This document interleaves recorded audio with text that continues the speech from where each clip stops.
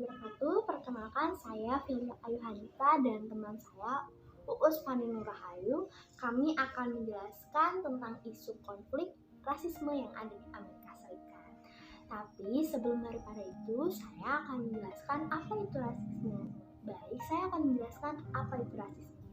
Rasisme merupakan suatu paham yang merasa ras yang ia anut merupakan ras yang paling tinggi di antara ras yang lainnya. Rasisme ini biasanya dikaitkan dengan paham diskriminasi suku, agama, ras, adat, golongan, atau ciri-ciri fisik pada seseorang. Menurut Kamus Besar Bahasa Indonesia, rasisme diartikan sebagai rasialisme yang artinya prasangka berdasarkan keturunan bangsa atau perlakuan yang berat sebelah terhadap suku bangsa yang berbeda-beda.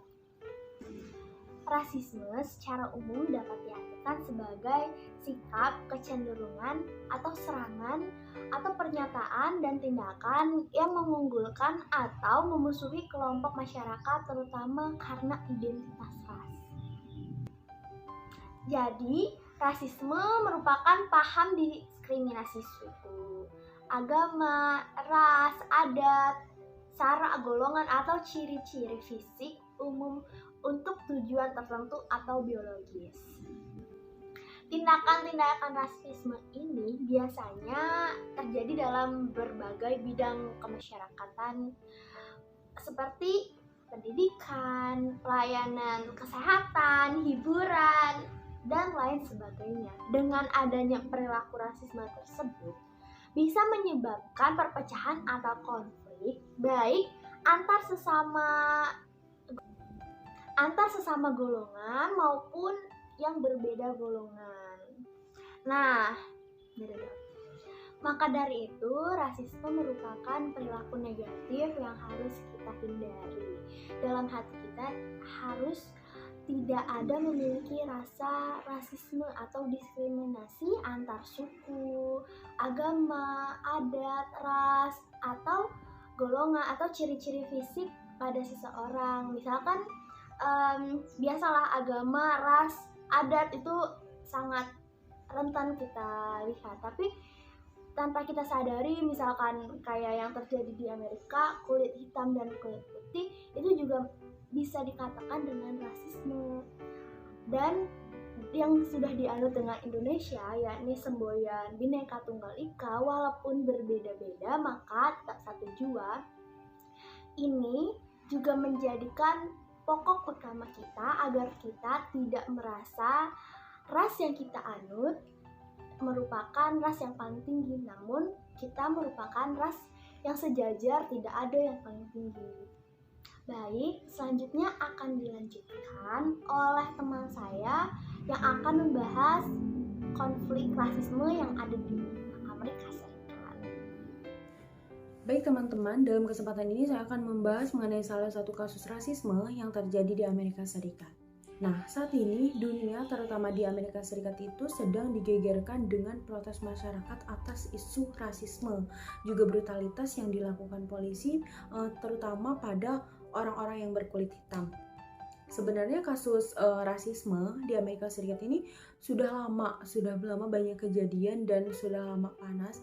Akan tetapi yang memicu masyarakat aksi juga marah itu saat kematian George Floyd di Minneapolis, Amerika Serikat. Nah, dengan kematian George Floyd di Minneapolis, Amerika Serikat ini membuat masyarakat itu geram gitu loh. Saat semua masalah ataupun kasus rasisme yang terjadi di Amerika Serikat dibungkam, karena emang banyak ya dari sebelum kematian George Floyd itu kasus rasisme di Amerika Serikat itu emang udah banyak. Nah, saat kematian George Floyd ini masyarakat terutama orang-orang berkulit hitam sudah kayak udah nggak bisa ngebendung lagi gitu loh, kayak udah ini harus aksi karena emang kejadian kasus ataupun kasus rasisme di Amerika Serikat ini udah nggak bisa dibiarkan gitu loh. Di sini saya akan menjelaskan mengenai kronologi singkat kematian George Floyd.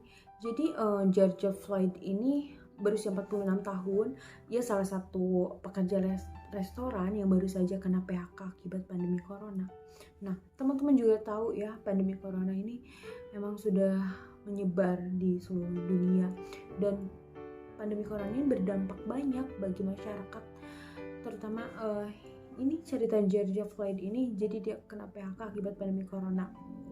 Banyak orang, teman-teman kita, banyak orang-orang yang kehilangan pekerjaannya dan susah mendapatkan pekerjaannya akibat pandemi corona, karena pemerintah memang membatasi segala kegiatan kita, semua kewenangan yang dikeluarkan pemerintah memang harus diikuti agar mengurangi pandemi corona. Tapi pandemi corona juga ini berdampak banyak gitu loh bagi teman-teman dan orang-orang untuk bekerja, karena banyak perusahaan yang itu tuh kayak menutup dan membatasi gitu. Jadi kronologi singkatnya itu, pada 25 Mei 2020 George Floyd membeli rokok di salah satu minimarket di Minneapolis, Amerika Serikat.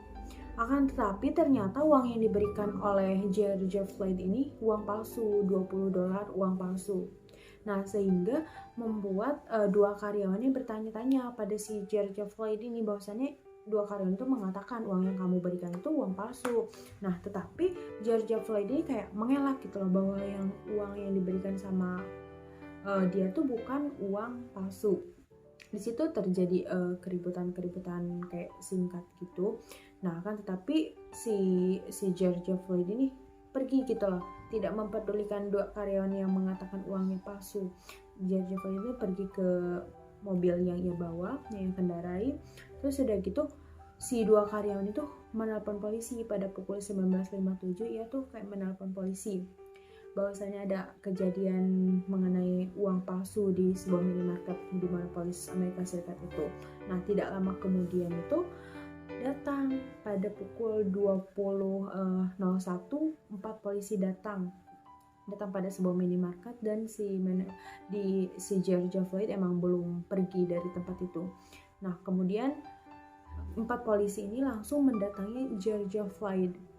Terus ada bicara gitu, pembicaraan singkat antara George Floyd dan 4 polisi. Dan polisi itu meminta pada George Floyd untuk masuk pada mobil polisi. Tetapi George Floyd tidak mau, dia dengan alasan dia memiliki penyakit claustrophobia. Jadi kayak fobia pada ruang sempit. Nah, di situ polisi kayak langsung bertindak dengan sendirinya gitu loh, dengan langsung menarik si George Floyd keluar dari mobilnya, memborgol tangannya, dan kayak mengeluarkan senjata untuk memaksa si George Floyd itu masuk pada mobil polisi. Nah, kan tetapi kayak si George Floyd itu nggak mau gitu, dia berkali-kali tidak mau ikut pada mobil polisi itu. Nah, kan tetapi langsung polisi itu yang menikam si George Floyd. 4 polisi itu menikam si George Floyd. Terus sesekali si George Floyd mengatakan dirinya tidak bisa bernapas. Dia beberapa kali mengatakan tidak bernapas, tapi polisi itu kayak terus menikam, sehingga tidak lama kemudian itu 8 menitan kejadian itu, polisi menikam si George Floyd seperti begini. Nah, akan tetapi polisi tidak memberi ampun, dan tidak lama kemudian si badan George Floyd tidak bergerak. Kemudian langsung dibawa ke rumah sakit, langsung menelpon medis. Tetapi George Floyd itu sudah meninggal dalam keadaan dibawa ke rumah sakit. Jadi belum sempat sampai ke rumah sakit, George Floyd itu sudah meninggal dunia. 4 polisi ini bernama Derek Chauvin, Alexander Total, sama Thomas Lane. Ada 2 yang mengatakan kematian, ada 2 pendapat yang mengatakan kematian George Floyd ini. Yang pertama, Hennepin County Medical mengatakan bahwasannya George Floyd ini meninggal akibat kebanyakan konsumsi obat sebelum polisi datang. Jadi kayak mabuk gitu. Yang kedua, pihak otopsi keluarga. Jadi keluarganya itu mengadakan pihak otopsi bahwasannya kematian George Floyd itu diakibatkan karena sesak nafas akibat ditikamnya leher George Floyd oleh 4 polisi ini. Dan dari pihak otopsi keluarga juga mengatakan bahwasannya emang George Floyd ini tidak mempunyai riwayat penyakit sebelumnya. Jadi ya mungkin bisa aja kematian George Floyd itu akibat ditikamnya oleh polisi. Jadi di sini teman-teman bisa menilai ya brutalitas polisi yang dilakukan pada orang-orang berkulit hitam. Hanya sebuah masalah rokok gitu loh. Masalah rokok $20 dibalas 1 nyawa tanpa ada kejelasan sebelumnya, karena polisi langsung kayak mengeluarkan senjata dan bertindak sendiri tanpa ada penjelasan dari George Floyd sebelumnya gitu kan. Karena kalau sudah meninggal, apa ada penjelasan lagi? Tidak ada, karena George Floyd-nya sudah meninggal. Nah di sini banyak masyarakat, terutama orang-orang berkulit hitam, geram gitu loh akibat kasus yang terjadi ini. Emang di Amerika Serikat orang-orang berkulit putih itu emang ya kayak diutamakan, dispesialkan dibanding dengan orang-orang yang berkulit hitam. Akan tetapi dengan kejadian ini, bukan hanya orang-orang yang berkulit hitam yang geram, banyak masyarakat juga yang merasa kejadian ini sangat tidak pantas gitu kan, bertindak sendiri sehingga menyebabkan nyawa orang meninggal gitu kan. Kan udah banyak mengenai isu rasisme yang terjadi di Amerika Serikat, terutama pada orang-orang berkulit hitam. Itu kasus George Floyd, penjelasan singkat menurut saya. Nah di sini saya akan untuk memberikan pahamannya. Jadi pemahaman dia tuh apa terkait kasus George Floyd di Amerika Serikat. Apa yang Anda ketahui mengenai kasus rasisme di Amerika Serikat, terutama mengenai George Floyd? Mengenai rasisme terhadap George Floyd itu sebenarnya adalah sesuatu hal yang terus terulang di Amerika.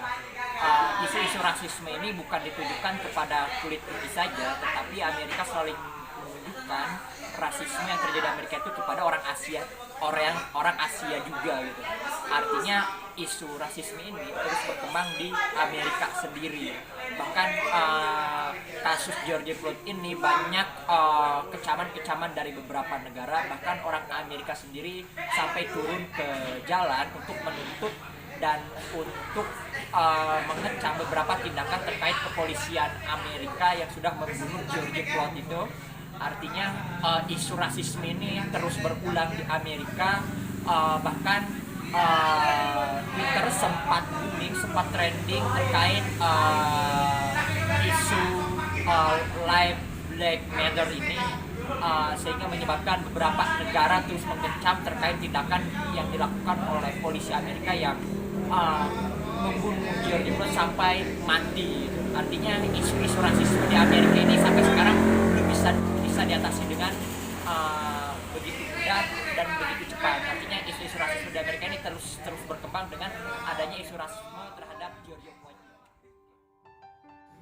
Oke baik, saya ucapkan banyak terima kasih pada Fajar Hermansyah, salah satu mahasiswa hubungan internasional di UIN Jakarta, atas penyampaiannya mengenai kasus rasisme yang terjadi di Amerika Serikat. Jadi dapat disimpulkan ya teman-teman, bahwasanya rasisme itu memang merupakan kepercayaan gitu loh, kepercayaan diri atas budaya juga ideologis yang ada. Jadi ras, suku, budaya, keberagaman yang ada pada diri kita sendiri. Baik teman-teman, saya ucapkan banyak terima kasih. Semoga penyampaian yang kelompok kami sampaikan dapat dipahami, dan mohon maaf yang sebesar-besarnya apabila ada tutur kata yang kurang berkenan. Saya Uspani Nur Rahayu dan Fildi Ayu Hanifah undur diri. Assalamualaikum warahmatullahi wabarakatuh.